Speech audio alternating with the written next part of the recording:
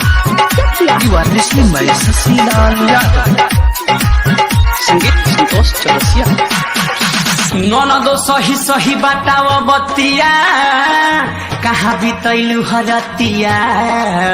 ए ननदो सही सही बताव बतिया कहाँ बितैलु हरतिया।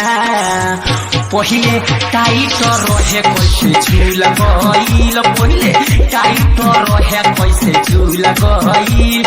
झूल गईल हो झूल गईल, झूल गईल हो झूल गईल। बोला बोला ए ननदो कैसे झूल गईल, बोला बोला ए खालानो कैसे झूल गईल। बोला बोला ए छिनारो कैसे झूल गईल।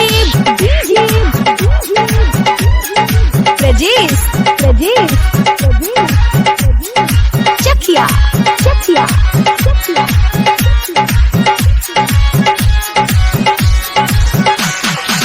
कर जवानी में अपना कंट्रोल ना त खुला जाई पोल। कर जवानी में अपना कंट्रोल ना त खुला जाई पोल। देखा दुनु गुबारा कैसे फूल गईल, पहिले छोट रहे बोला कैसे फूल गईल।